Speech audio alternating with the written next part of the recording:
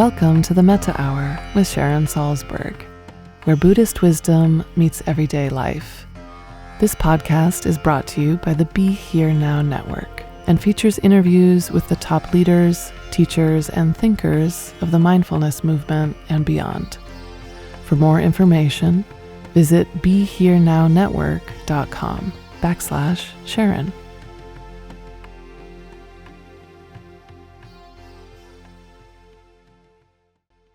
Welcome to the Metta Hour with Sharon Salzberg.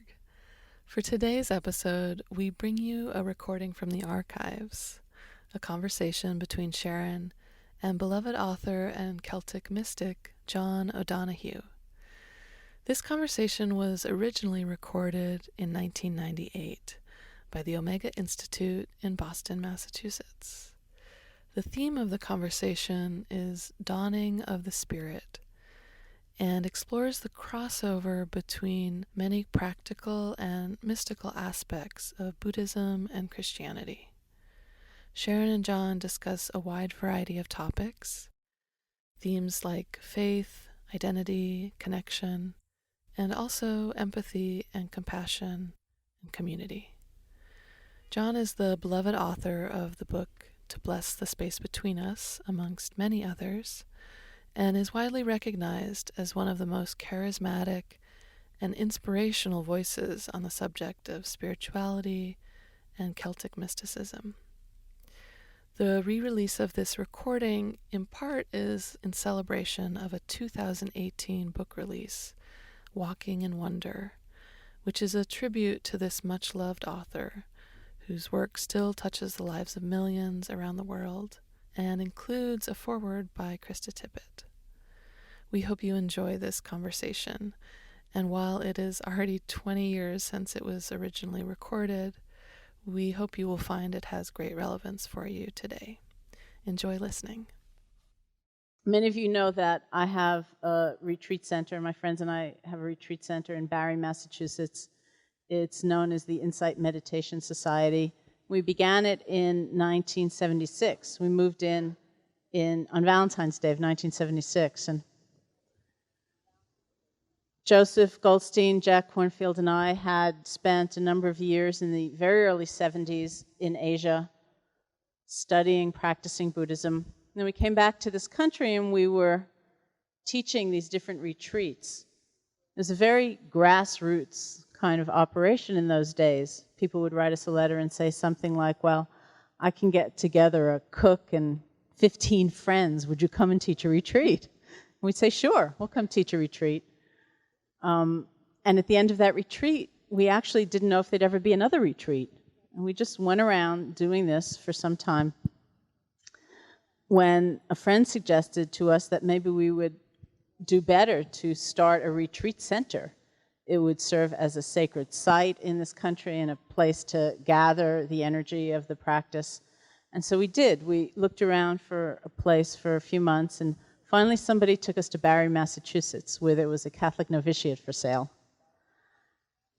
We looked around, and we were quite torn about what to do. On the one hand, it seemed perfect. It's beautiful. It's very quiet. There's really nothing happening there. But on the other hand, it seemed really big. It can hold easily 100 people, and here we were just coming off this year or two of doing this very grassroots ad hoc operation, barely, knowing if there was going to be another retreat the next month, and it just seemed so huge. We just couldn't imagine how many people in this country might ever become interested in learning how to meditate, and so in order to try to make up our minds, we went to downtown Barre, which is about as big as this room. And it's a very classical New England town. The center of the town is a town green. And in those days, there was a monument right in the center of the town green, which had inscribed upon it the Barre town motto. And it turned out that the Barre town motto is tranquil and alert. So we looked at that and we said, okay, that's an omen. Any town that has a motto like tranquil and alert should have a meditation center. And I still enjoy it quite a lot because the police cars come by and it says tranquil and alert on the doors. And some friends of mine got married actually in my living room, and tranquil and alert is stamped on their wedding certificate, which I think is not a bad blessing for marriage. And I was also reading not too long ago the rather slim volume, which is the history of Barrie, the town of Barrie. And it turns out that even though when we bought the building it was a Catholic novitiate, the original part of the building, the main part of the building, was built as a mansion, as a private home, by Colonel Gaston, who at one point was the lieutenant governor of Massachusetts. And it turned out that Colonel Gaston, according to this book, had his own personal motto, which was, "You should live every day so you can look any damn man in the eye and tell him to go to hell." Which made me wonder how well he got along with his neighbors, who presumably were going around trying to be tranquil and alert. But I think of all that, or I say all that, because I think we do tend to have mottos. We have definitions of ourselves, of what we can do, what our lives are about, where the greatest meaning is to be found, where we can find something that will endure, that will not shatter, that will not change. Sometimes these are conscious, like Colonel Gaston's. Sometimes these are very limited, like Colonel Gaston's. Sometimes they're not so conscious. But part of this whole process for me in my life has been to make these mottos, these decisions, these aspirations conscious, and to see where they are falsely limited, where I'm so inhibited, so held back, and to learn to continually open to what might be possible. One of my Tibetan teachers used to say, "Why aspire to something small? Why not aspire to the greatest, to full liberation for the sake of all beings, to a completely liberated heart, an awakened life for the sake of all beings? Why not?"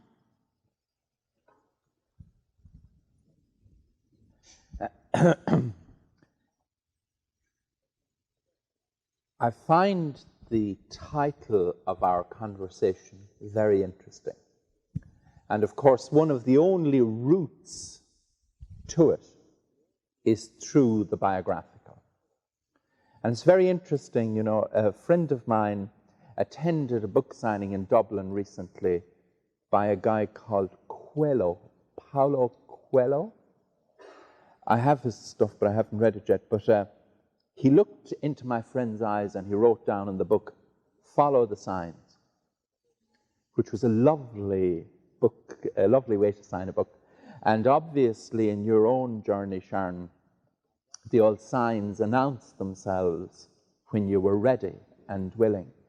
And there's something written by Goethe which says that when the time is right and the commitment is whole and natural, that then destiny comes to meet you and bless you in your journey. And I think spirit is an amazing thing. And there's times you'd wish you hadn't it at all. Honest to God. Because at times I just look at cows, animals, stones, trees, and very old people and children, and envy them deeply that they are not haunted by consciousness. Because if you are an old humanoid, there are two choices. You either get involved a bit with the cosmic mystery, or you go shopping. So, can you do both? Yeah, maybe you can, And I think that once this whole spiritual thing starts awakening on you, it will never let you settle any longer in what T.S. Eliot in his poem The Magi calls the old dispensations. And almost like being in the restless ocean, you're always within a rhythm that's bringing you to new shorelines.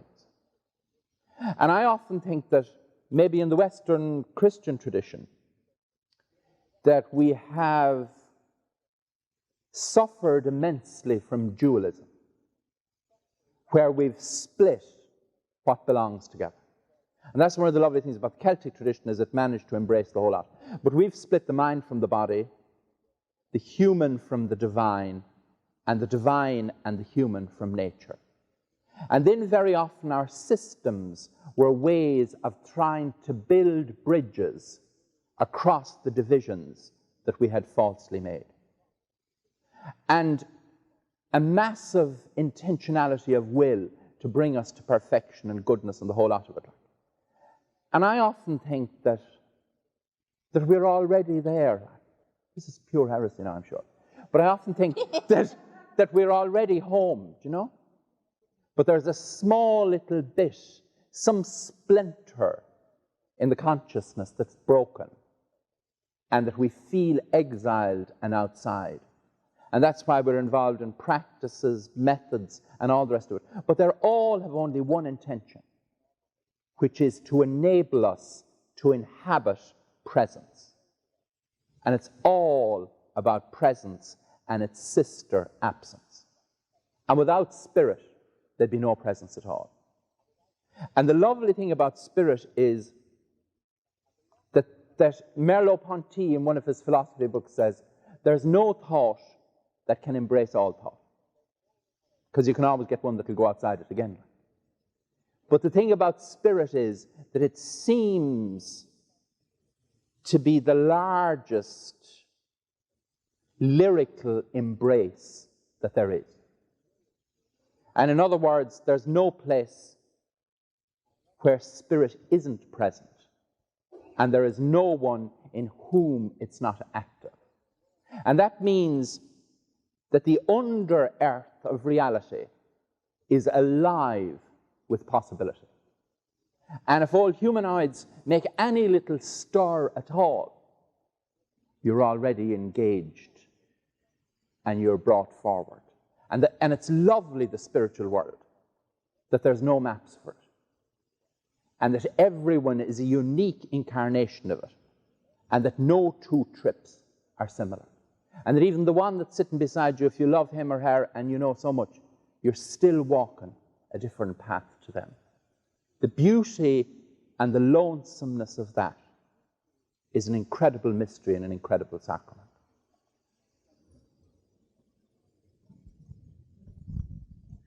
It's very Buddhist.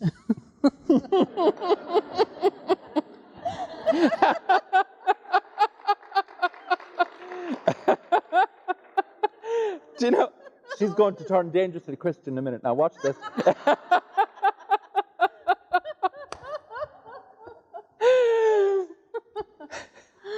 Well, because even though there's so much emphasis in Buddhist traditions on effort, it's always called right effort.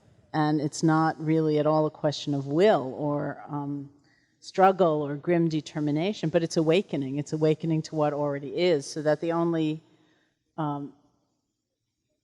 quality we are really eradicating, you might say, is ignorance.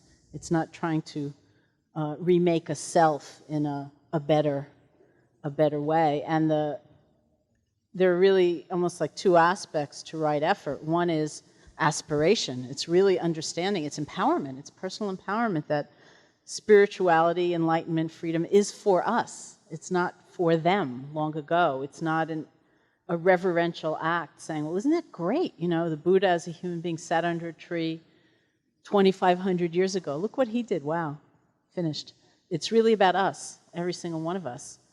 So one aspect is the rightfulness of our aspiration and saying, yeah, I'm not left out. I'm right in the center of this picture. And the other part of it is surrender. It's saying that it's almost like the orienting of our heart and the aiming of our heart is the critical step. And then the path unfolds, or nature unfolds as it will. With all experiences being included. I often think of spiritual practice or meditation practice as being a practice of inclusion. You know, an experience happens and we say, oh, well, not that. That's not a part of things. Or this aspect of myself is not worthy of love or compassion. Or that person is not worthy of love or compassion. And then we challenge that exclusion and learn to include.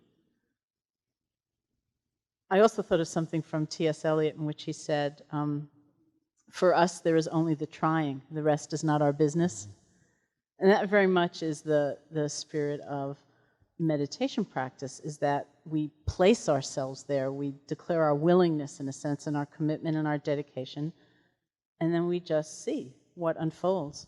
I think one of the great spiritual experiences of my life happened when I was in an elevator in New York City, checking into a hotel, and I had one of those brilliant moments where I realized that I was riding up in this elevator holding this very heavy suitcase in my arms, and I had the thought, put it down. The elevator will take it. And there we are. It's not that we don't have to do anything. It's like we have to get on the elevator. We have to press the button. We have to pack and get there. There's a lot that we have to do. We don't have to carry it by ourselves. You know, that is the essential balance. Mm-hmm.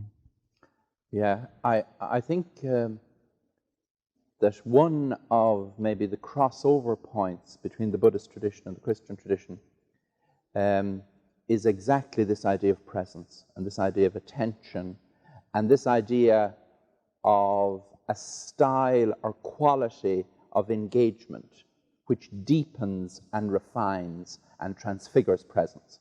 And one of the most beautiful things in the tradition that I belong to, the Catholic tradition, is the idea of sacrament. And I know that sacraments are politicized a little bit, and good bit in the institutional church, which I think is totally wrong. But I think that the old definition of sacrament was magic. It was wonderful. And it was that a sacrament is a visible sign of invisible grace, which is lovely. Because it means that the old invisible grace is latently there in everything. And that you can call it into action, you know? And that that in all our experiences, that there are secret thresholds where the invisible becomes visible, where the unknown becomes known, where fact turns into possibility, and where darkness turns into light, which is the lovely image of the dawn. And I mean, I think at the heart of the spirit, that twilight and dawn are one. That at the end of the day, all the secret colors which are hidden in the white light gather in the basket of twilight to be received into the old tenebrae. And then in the morning, out of the basket of dawn, all the colors come again. And it's all one circle. And that the Creator was somehow, whoever created the universe, loved circle. And loved these magnetic interims where things that are separate discover each other and awaken to belong. And in the Christian tradition, this is what you could call a theology of resurrection. That in other words, at the heart of darkness, there isn't darkness, but latent light. And that isn't there just for Christians. Like, I think all the externalities, we get so caught in the labels and in the particular styles of carriage that each of us is traveling up the mountain on. But 'tis the one mountain, no matter which side you're traveling or which route you're taking.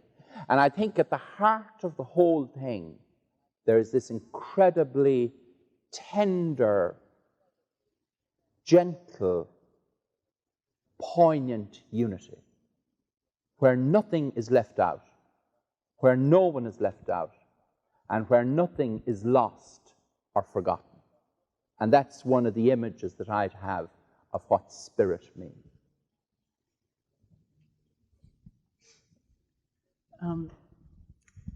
There's this very famous quotation of the Buddha's in which he said, "I teach one thing and one thing only, that is suffering and the end of suffering." And a friend of mine once said to me, well, suffering and the end of suffering are two things, not one thing. But of course, there's a certain way in which they are one thing. Because it's not that suffering is considered redemptive, but opening is. And as we open and open and open to joy and to pain, the nature of the mind or the heart, which is that open and that free, is the end of suffering. So even though Buddhism has kind of a bad rap as being pessimistic and talking a lot about suffering and so on, it's really about suffering and the end of suffering quite completely. But I wanted to ask you a question about the word faith, because I'm writing a book about faith from the Buddhist perspective. Because for me, and from that perspective, as far as I understand it, it is that moment when we look at the Buddha sitting under the tree and we say, oh yeah, that can happen for me. It's somehow taking what is abstract and transfiguring it. It's like a sacrament right there, and saying, that can happen for me. I can be free. Yet the very word faith can be so laden. The very first time I taught a workshop on faith, I was in LA, and I spoke all Saturday morning, and I kept asking for questions, but nobody would say anything, which is a bad sign. It's a great sign. Not in this case. You were saying it. But I was talking and talking and talking and talking, and nobody would say a word. And then the first thing after lunch, the person who happened to be sitting right in front of the tape recorder burst out with, I came to Buddhism to get away from all this garbage. There was such a sense of faith not being an avenue to the end of fear, but being the tool of fear, not having enough faith or the right kind of faith, and feeling themselves somehow bound to someone else's definition of faith. And I find I'm coming up against that a lot as I explore that concept. Mm-hmm, mm-hmm. Before I do a little blast on that, faith is notoriously complex.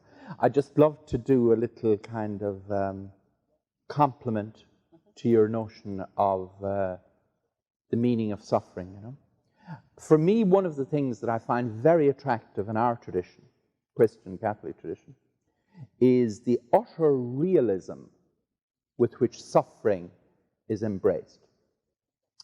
And put mythically, I suppose, and historically as well, it's about a God who wasn't content to enjoy the safety of the heavens, but risked itself utterly into the danger of the human adventure. And it's very interesting, at the beginning of John's Gospel, John 1:14, you have the Greek phrase, ha logos sarx ageneto, and the word, principle of intelligibility, all the rest of it, logos stands for all of that, became flesh. G.K. Chesterton said that he'd have given everything he ever wrote to have written that one sentence. Because it means logos was the principle of the greatest luminosity, distance, transcendence. Sarx was the murkiest, muddiest, weakest expression of the human. And what it says is that in this idea of the kind of luminosity at the heart of Christian suffering, that the principle of absolute luminosity is wedded with the principle of vulnerability and fragility in a non-breakable kind of way. And that at the heart of crucifixion is resurrection. And that suffering is an awful thing. It's a terrible thing. And like when you hear people talking about suffering, like, sometimes people are very disrespectful in the way they speak about it, because they speak too easily.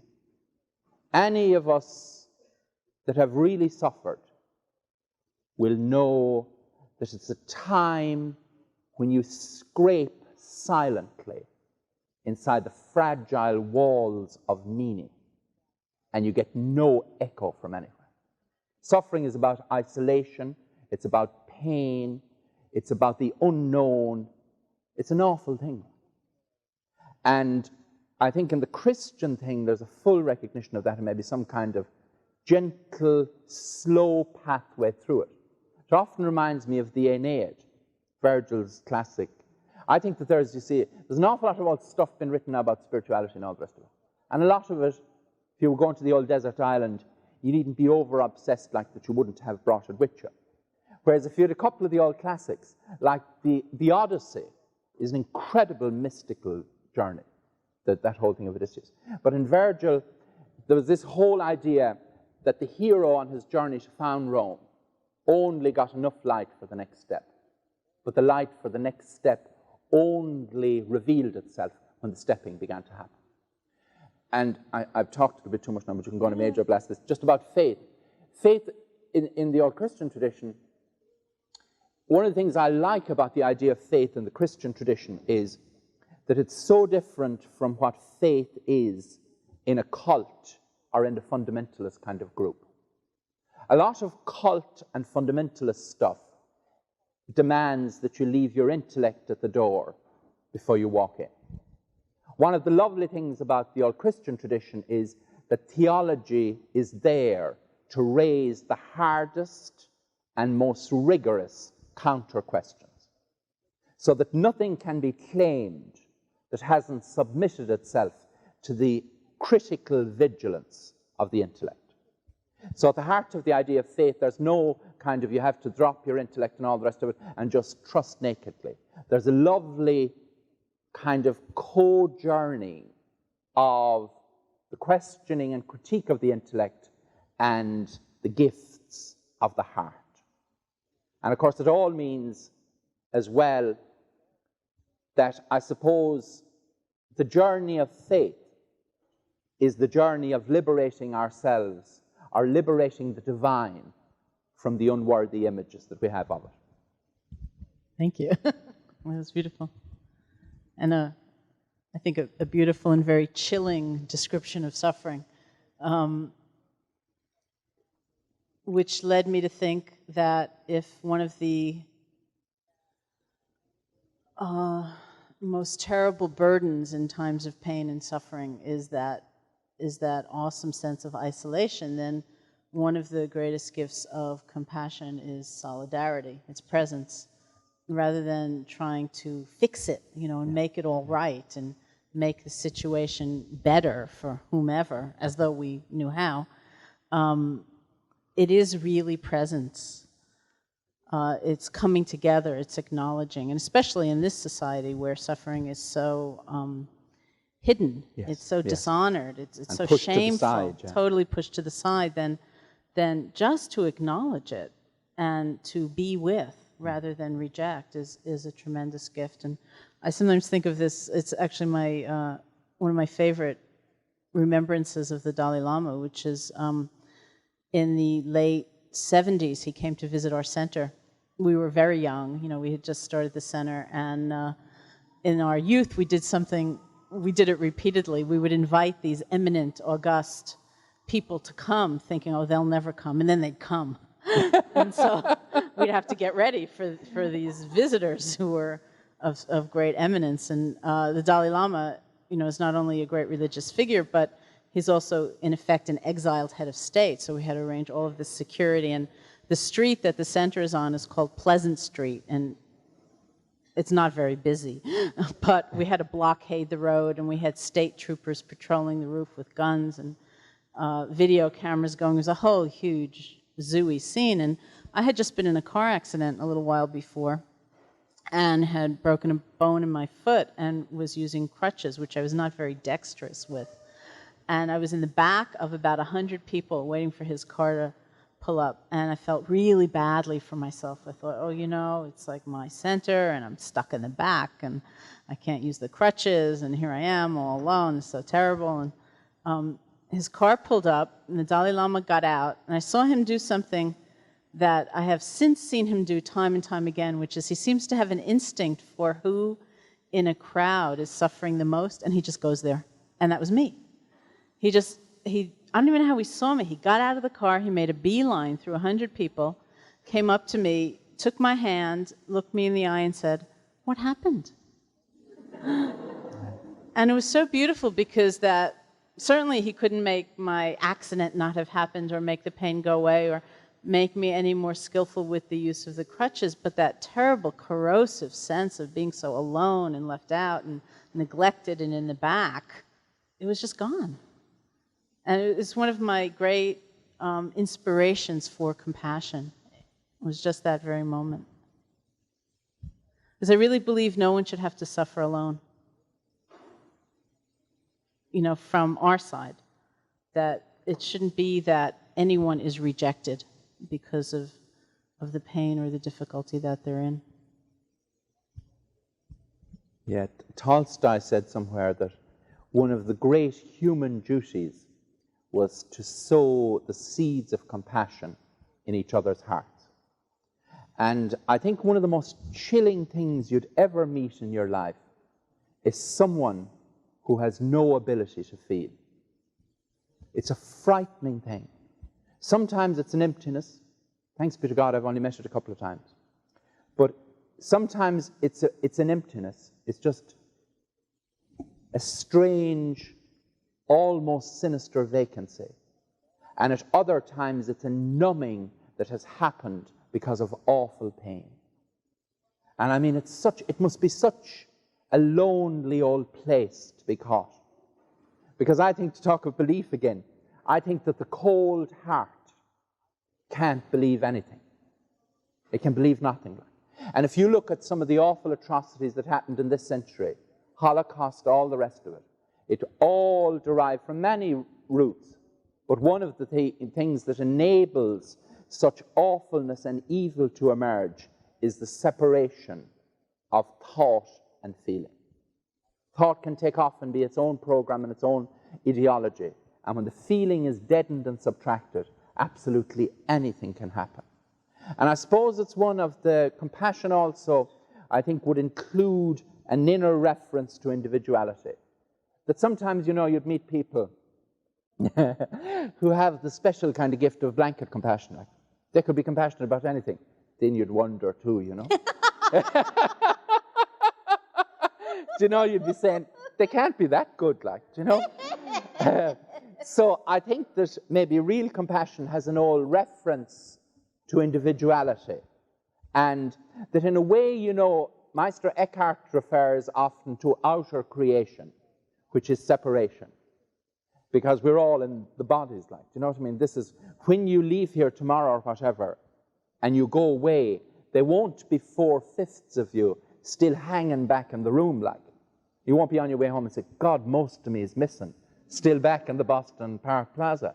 No, it'll all be inside this, because this is where you carry most of the stuff, And in some strange kind of way, compassion is allowing the secret bridges between us to become real. I can't believe in any of this stuff about creating community. I think the whole project of trying to build community is misplaced. I think community it is ontologically there. So the project is more about awakening it. I think in the Hindu tradition, they have this lovely, maybe when we open to questions now, people will have this image more precisely. But there's an image called the net of Indra, which means that between everything there is connection. And I think the frightening thing about being a humanoid is that we're not alone, really, but that we're dangerously involved with each other in an incredibly intimate but unseen way. And that, as it says in the Old New Testament, the life and death of each of us affects everyone else. And I think that might be the magic when we come into the old eternal thing, heaven, nirvana, baby, that we might get a look back and see the secret connections that were there that we never noticed while we were here, That's good. Indra's net. Well, back to something you'd said earlier, I think that, or earlier this time, that there's considered to be a tremendous power even in opening to one's own pain for that very sake of feeling and empathy. Somebody once showed me a study where all these people were plugged into all the different things that could measure things, like blood pressure and temperature and so on. And then these various stories were told and images were shown to the people who were plugged into all of these machines. And several people would say, even though their hearts were pounding and their blood pressure was going up and they were sweating, even though by every measurable device they were having a reaction, they'd say they didn't feel anything. My God. And then the study went on to statistically show that about 1 in 6 people are like that. And it was actually considered a study in empathy, which is also like a study in morality, because, of course, the best kind of morality is not a consciously assumed, self-conscious declaration of morality. Absolutely. It's a natural disinclination to hurt somebody because you know what it feels like to be hurt. Yeah. And so you just don't want to, just throw yourself into a situation because you know how it would feel to be hurt in that way. And so it's not a set of rules that, one is either assuming or rejecting. It's that heart movement to include, to hold dear someone. And that has very telling implications. If people can't feel their own pain, how can they say, well, I don't want to cause pain to somebody else? It's like the other is the other in the objectified sense, and they themselves are like the other to themselves. So there's real value in even opening to and acknowledging our own pain, because that is the building of compassion and empathy. Just to do a little bit on that.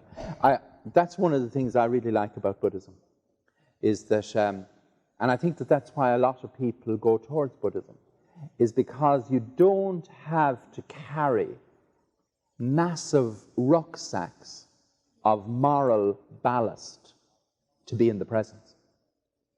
And I think that very often in the Christian tradition, this has been critical now of my own tradition, is that people are given the impression that unless you go through all the kind of doorways of appropriate rulings and prescriptions, that you can't come into the presence, which is totally and utterly wrong.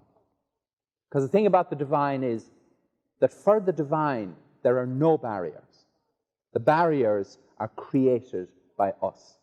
And all moral rules are intended to awaken presence, increase compassion, avoid hurt, and give people certain signals of honor, how to act honorably in situations of ambivalence and confusion.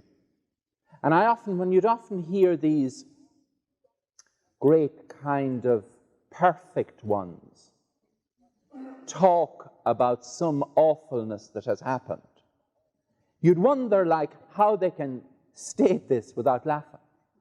Do you know what I mean? When I see some of the right-wing banditos stating what should be going on, I get fit laughing and I say, they must be trying hard not to laugh. Do you know? And maybe when the camera's away from them, they just burst out laughing. Because I think that if you know human weakness and ambivalence, you know that all of our profferings and protestations are like lighting a candle to illuminate the night. Because what we're dealing with, or what we're caught in, is a great kind of immensity. And the other side of that, I think, is the notion of the divine that we work with. I think the closest thing to everyone is a sense of the divine. And no institution or tradition has a right to exclude or alienate anyone from that sense. The custodians of great traditions are supposed to be the kindest innkeepers of spirit. They're supposed to be the most generous custodians of the doorways. And if you're walking the old path over sore ground, carrying something that's 10 times too heavy for you. Their duty is to invite you in for rest, affirmation, tenderness, and healing, not in any way to censor you.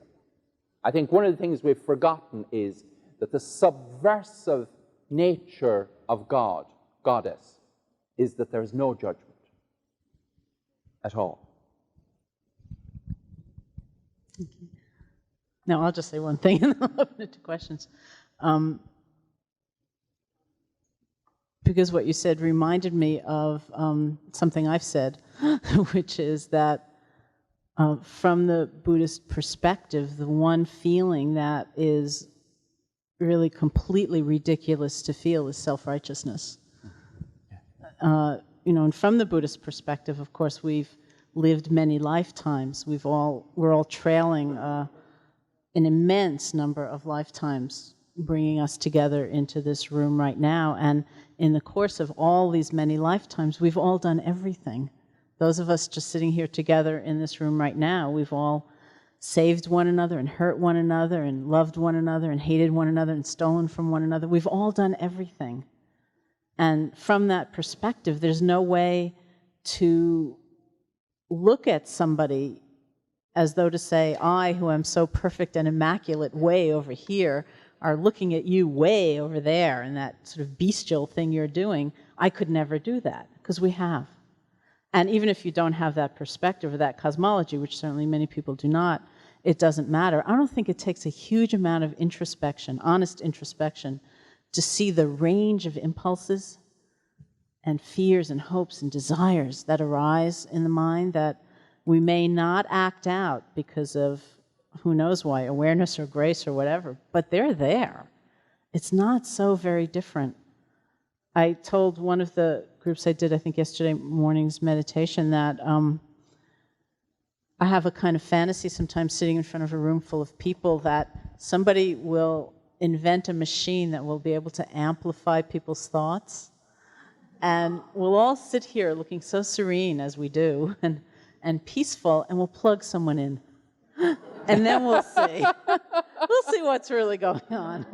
Because there's a lot. It's everything. It's everything a human being can want and feel and fear. It's all in there for every single one of us. And so it's not that we lose discrimination in a sense of right and wrong, but that sense of utter separation and self-righteousness. It makes no sense. There's no basis in truth for it. I found something that I would say was a combination of the two of what you're two talking about, which would be, in Christian terms, redemption.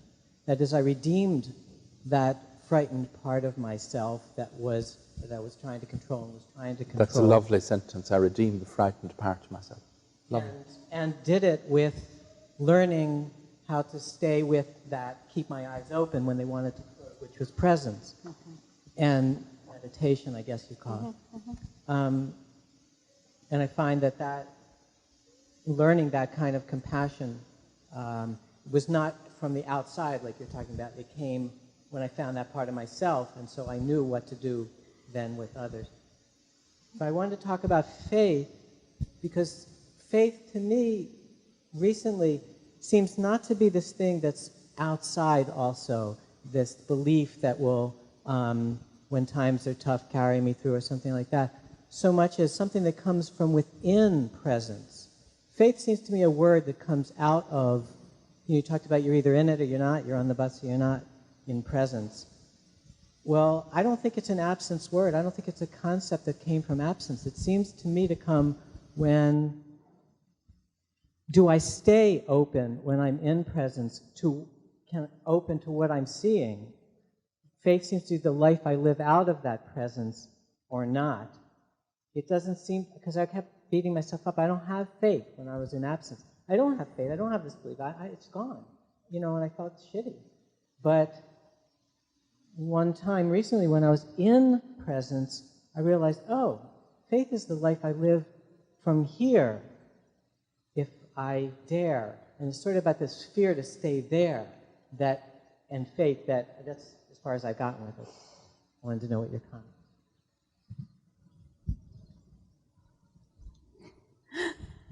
Yeah, thank you. I love talking about faith.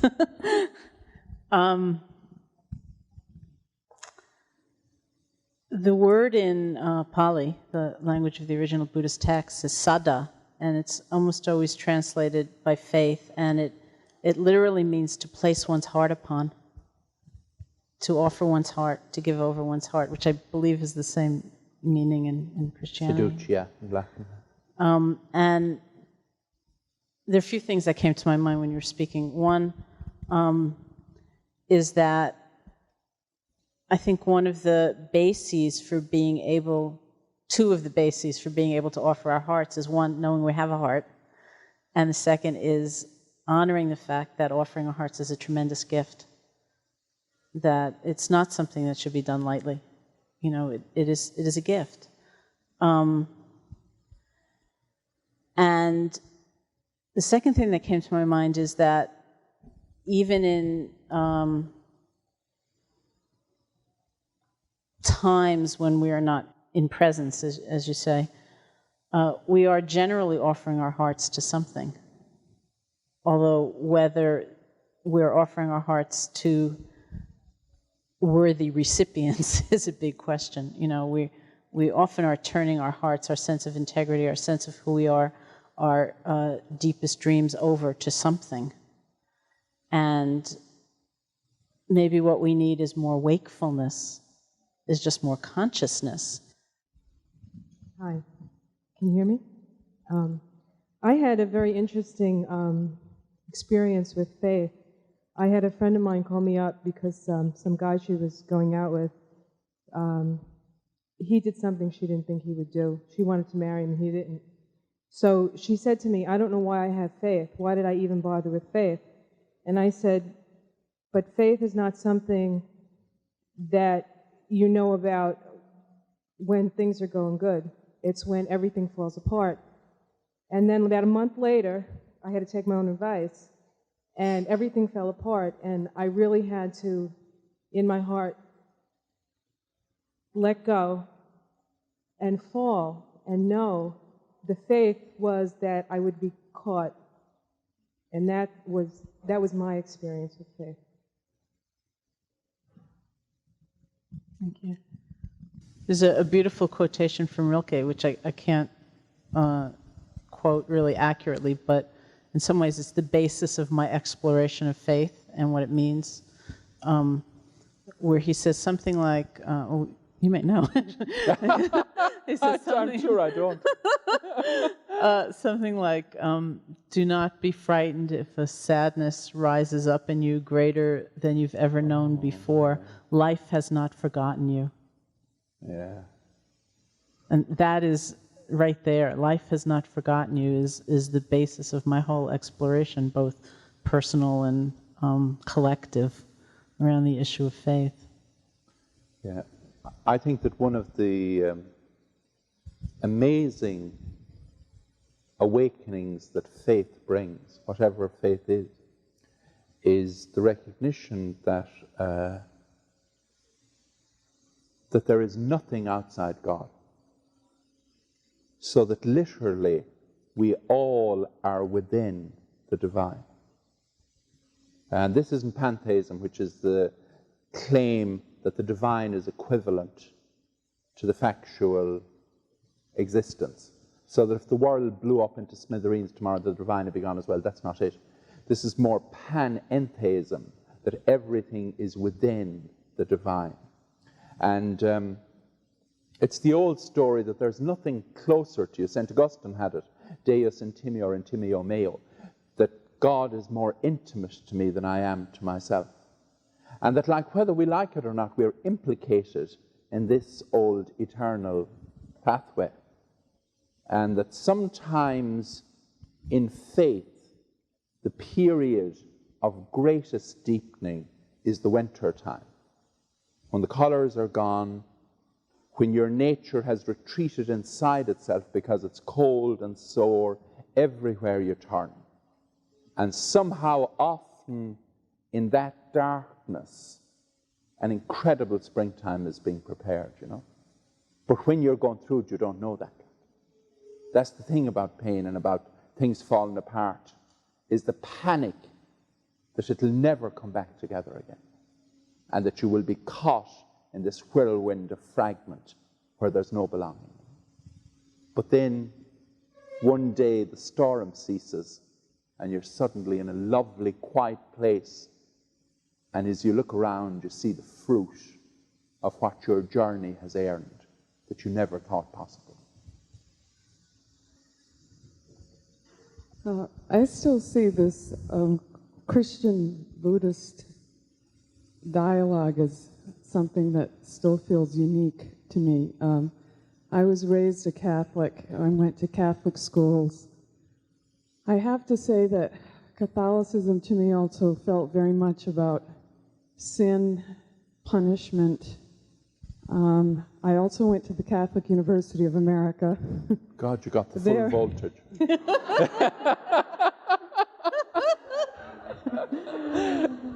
I will say there I was required to take 4 semesters of philosophy and 4 of religion, and it was there that I got very interested and studied all the Eastern religions. What amazed me was when I was studying Buddhism, and my practice now, which I just read The Good Heart by the Dalai Lama and Thich Nhat Hanh and all of these things, and I do feel very much like I come from this tradition, and at the same time, it was when I was reading and coming to know and understand through Buddhism, I thought, Jesus said that. And all of a sudden, it was like, that's what he was saying. This is what it's about. And I felt I once more was coming completely back into Catholicism. And I also wanted to say, but I still do feel that in the Vatican and in the Catholic Church, there are these things that happen and that are said where I still feel like this is the one religion and the one way of looking at things, and that still cause conflicts. And I go back and forth with it, and I'd like to hear about your comments on that. I think your experiences you narrated is very interesting, because I think that one of the things about a great tradition, a long ancient tradition, is that nearly everything that could happen within it has already happened. But the aficionados who contemporarily mediate the tradition will never pretend that. And part of the reason that a lot of people drop out of their own traditions is that they don't actually know them, and that they take the given dogmatism of a very narrow, unthinking kind of description of things as the truth, whereas that isn't the case at all. Second thing I'd say is that there is no figure in the Western Middle Eastern tradition as domesticated as Jesus. And that religion has really tried to give us images, in lots of cases now, not always, where his wildness is radically suppressed. He was unbelievable. He was a marginal figure who fell out towards the edges of his own tradition. And something amazing awoke in this guy. And he didn't know from the beginning that he was, we'll just go for one more minute. No, this is he wonderful. didn't know, but he didn't know from the beginning that he was God, right? That came to him. And imagine the book I'd love to read is a book that's never been written, which would be the autobiography of Jesus. What was going on, you know? On the afternoon that he discovered that he was godlike, what did he do for the rest of the day? Do you know? Do you know, what do you do for the rest of the day, like when you discover that you're God and that there's a big cost? There's a big cost on this, you know? Anything, I'd imagine. Yeah, that there's massive cost and that the road ahead is utter, freely chosen now, not masochistic stuff, but freely chosen, that the heart and the body, the tent of clay, becomes the tent that's willing to open to take on all human pain. One of the most powerful things in the Western literary tradition on Jesus is in Fyodor Dostoevsky's Brothers Karamazov, Up.One, Ivan's great speech called The Legend of the Grand Inquisitor, where Jesus comes back to 16th, 17th century Spanish Inquisition, and they imprison him and put him in jail. And the cardinal, who's the leading inquisitor, goes to interview him and says, "Why did you come back to interfere with our work?" He accuses Jesus of expecting too much from people, and he says that people are not able for the freedom that he attributed to them. So he uses the phrase then, I don't know what the original Russian is, "We have corrected your work. And we have given the people miracle, mystery, and authority, because that's what they need." The other wild book in theology, it's almost impossible to read, like you'd want to be faithful to keep after it. The best book which brings Jesus together with the suffering and all the rest of it in the 20th century is a book by Tübingen theologian Jürgen Moltmann called The Crucified God. It's an incredible, powerful, brilliant book. Do you feel this is still going on in the present day? Yeah, that's a fair kind of question. I do. I'm very disappointed at a lot of the religious leaders in the Catholic tradition that I belong to. A lot of the appointments are political. A lot of the people who've become bishops and leaders are careerists. They're functionaries who are not really into the old vision, metaphysical kind of thing. But it also has to be said that in the Catholic tradition, there's always been a great tension between the mystical and the institutional, which is proper, because there's nothing as dangerous as the mystical. And people like, you'd meet some people now that'd be off on mystical trips, and they'd be describing things that no one has ever seen or heard at all, you know? So there's a certain kind of craziness that goes with the ecstasis of the all mystical. So you need some tough conversant so that you get a balance between the two things. I think that the thing that saddens me about the way the church is that we live in a time of unprecedented spiritual hunger. When people know that nice cars, beautiful homes, things, position, status don't do it for the spirit, that you need something spiritual. And they're starving for it. And the thing that disappoints me is consumerism is the new religion. The new God is the God of quantity, and the liturgy is advertising and consumption. And the custodians of the tradition are more worried about the shade of paint on the deck chairs when the bloody Titanic is going down. That's what I find upsetting. Or to use another image, they are custodians of great granaries of nourishment. The nourishment is there for the people. It should be given out generously and everyone included. I'd just like to hear you talk a little more about something you touched on earlier, which it seems to be there's a kind of forgetfulness about Buddha's suffering and Christ's joy, his wildness. And the other distinction is the difference in traditions where people strive to achieve Buddhahood as opposed to becoming Christ-like. Well, I can't really speak in a comparative sense, you know. I'd be interested to hear what it means to become Christ-like. I don't think we can think of Buddhahood as a state, if that was the import of your question, but more as the symbol of a few things. One is the complete actualization of our own potential. And this, I think, is really maybe at the heart of the Buddhist teaching and its role in our time. There was a Time magazine article on Buddhism in America, America's Fascination with Buddhism, it was called. And there was a quotation from a Catholic sister, Sister Mary Margaret Funk, who said, something like what American Buddhism has done is, in effect, and again, this is not an completely accurate quotation, but she said, in effect, what American Buddhism has done is take the teachings of spirituality and given them back to the people. And she said this, from her point of view, this was going to transform Judaism, this was going to transform Christianity, this was going to transform civilization. And it certainly transformed me, because I think that is the essence of Buddhism. It's the living reality that includes all of us.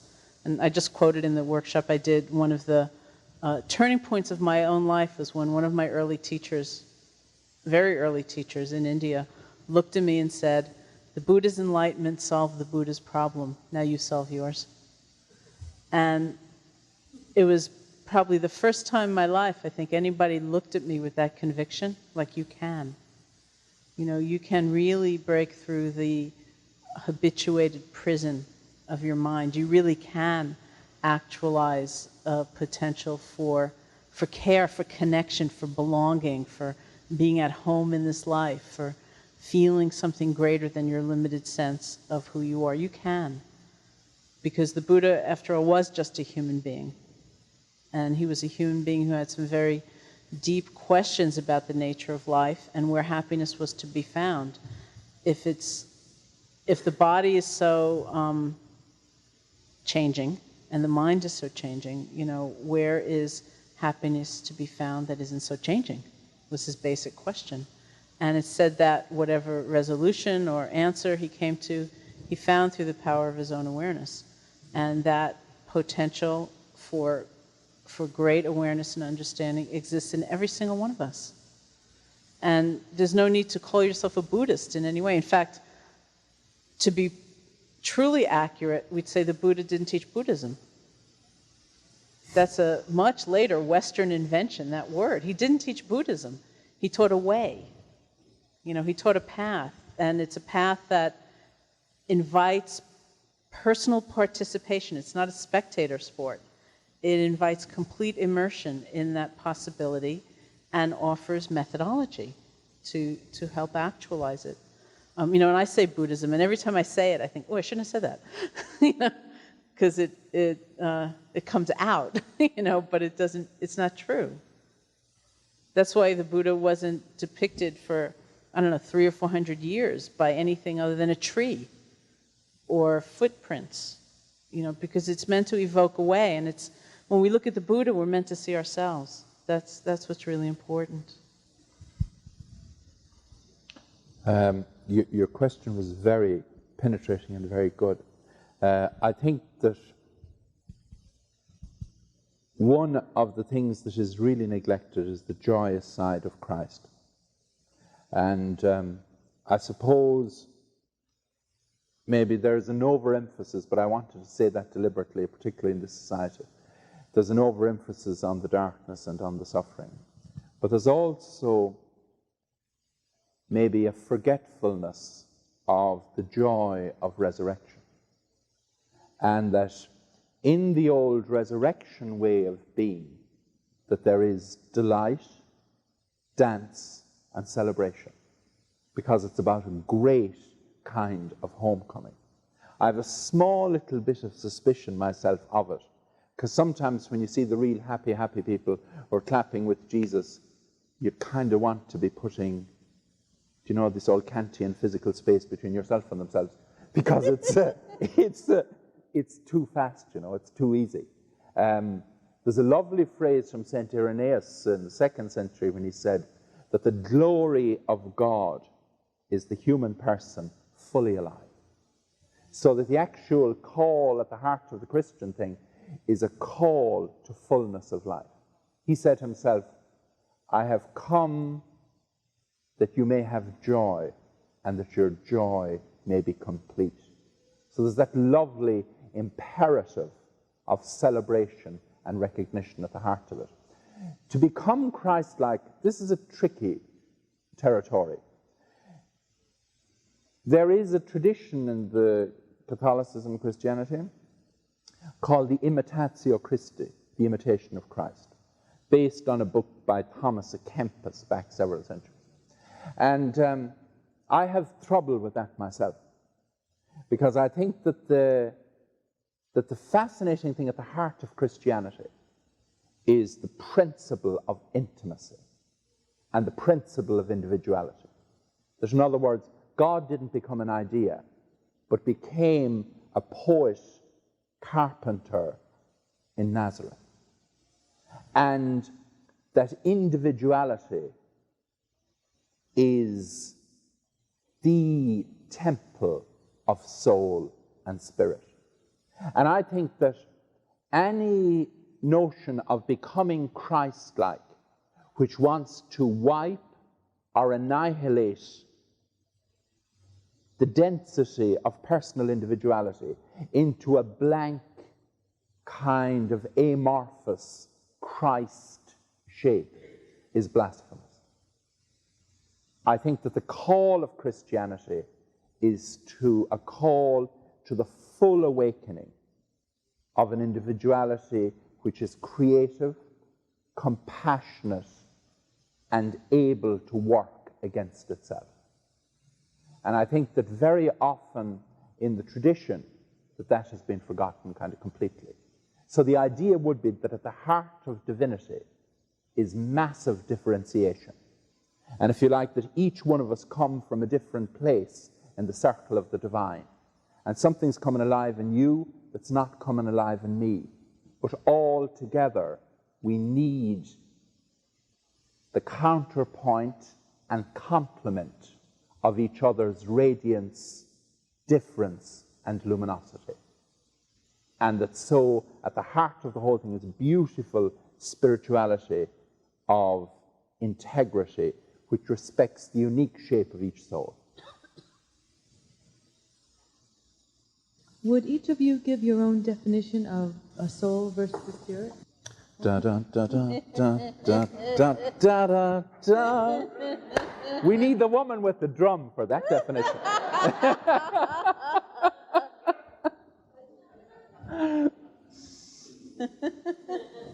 Well, neither is actually a word from the Buddhist tradition. So I translate, and I wouldn't make necessarily a distinction between the two. I know there's psychological distinctions that can be made, but I come back to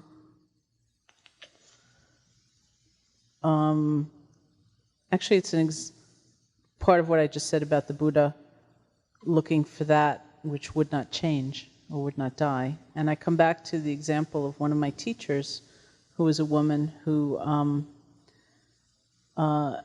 had tremendous loss and suffering in her life, where she had 3 children, and then 2 children died and her husband died, and she became completely grief-stricken, bedridden, so that she was living in Burma at the time, and her doctor said to her, if you don't do something about your mind, you're going to die. You're going to literally die of a broken heart. And because it was Burma, he said, you should go learn how to meditate. And she looked around her, she says, and she thought, okay, what can I take with me when I die? Can I take my jewels? Can I take my saris? Can I take my dowry? Can I even take my daughter, her one remaining living child? And she said no. So then she said, I'm going to go to the meditation center and find that which does not die. Find that which is unchanging, and so she did. And so when I hear those words of soul or spirit or whatever, that's usually what I translate it into.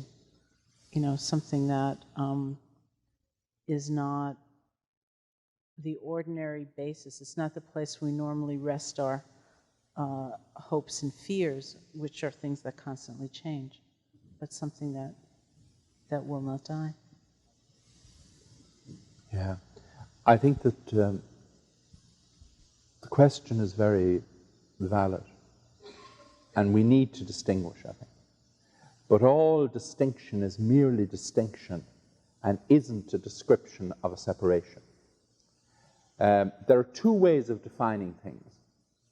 you can give a definition which holds a reality within a certain limiting frame, so that you do the contour, and that's within that is what you're talking about, outside it is not. Another way of approaching definition is to find the language family which reflect the presence of something. Second way of defining is more generous, it's more complementary, and it doesn't try to cage the kind of reality. I think that my old way of looking at it is this, is that I think spirit is everywhere, but that soul is somehow the principle of individuation and individuality. But that there's no place that soul isn't dovetailing into spirit.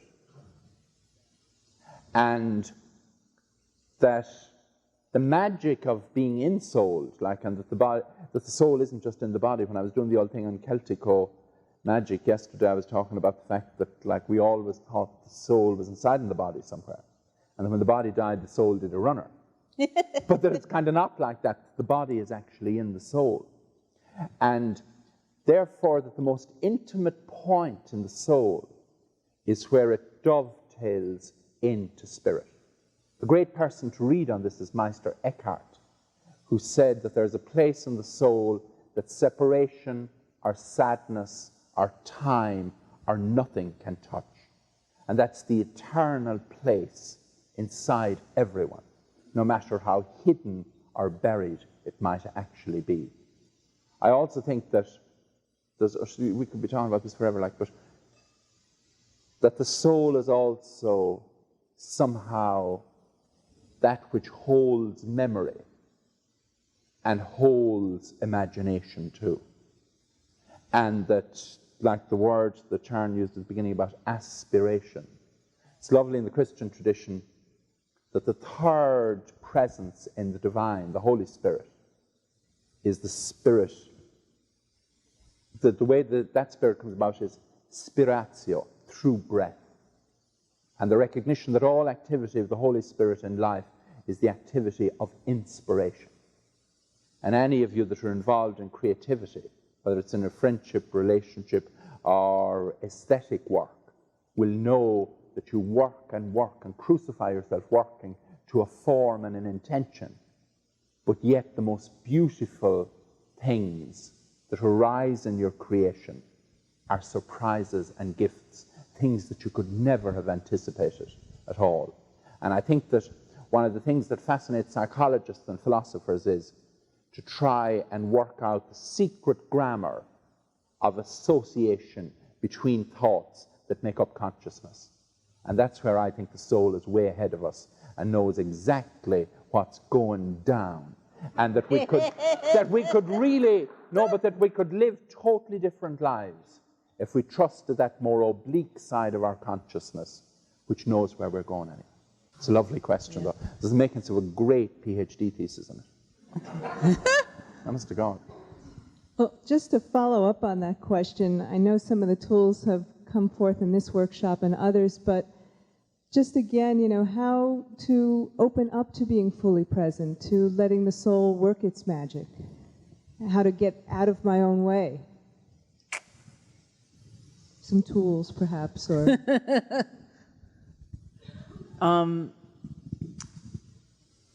I would say simply, we have just like 1 minute left to be together, but... It's amazing, up here, ye can't see what's going down there among you, but there is one among you. And I looked there a minute ago, and she wasn't looking at all, but I looked, and there was this thing up 10 minutes. Now she has it turned, and there's 2 minutes on it. It's lovely. For me, that whole answer resides in, two things. One is being mindful of this moment, and the other is the ability to begin again, which is completely magic. That's beautiful. We can be conscious or present in a single moment. We really can. It's not that hard, like right now. And then we forget, we get distracted, we get lost, we get scattered. And in that moment when we realize that has happened, it's simply to begin again. And that is the whole evolution of the process. Yeah, could I just maybe respond to your lovely question with a poem? Because I think one of the amazing ways of being present is through attention to the magic ghosts that we call words. And this old poem is called Via Contemplativa, which I wrote last year, and it's about wondering where words come from. Where do they come from? And who makes them? And it's just 3 verses. Via Contemplativa.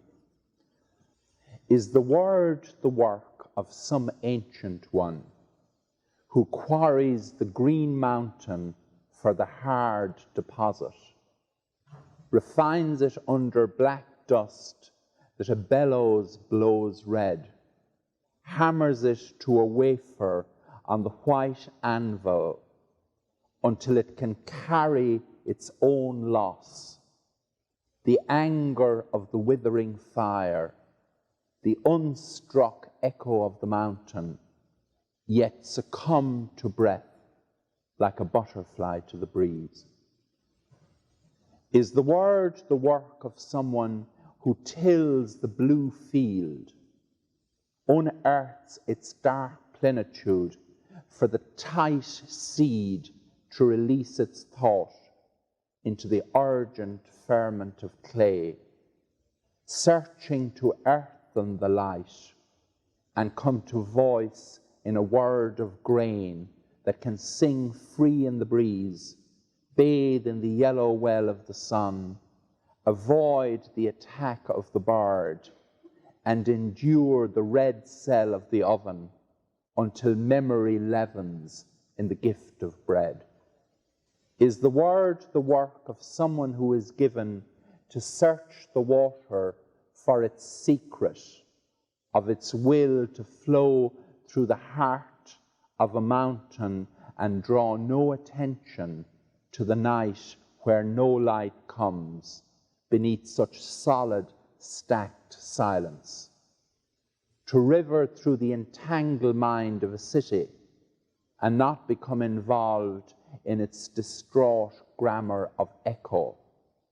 Stream through fields that can never leave their staid trees and sad stones.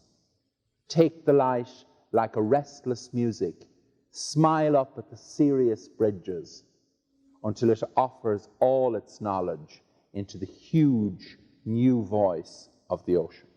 Lovely, thank you. Thanks very much.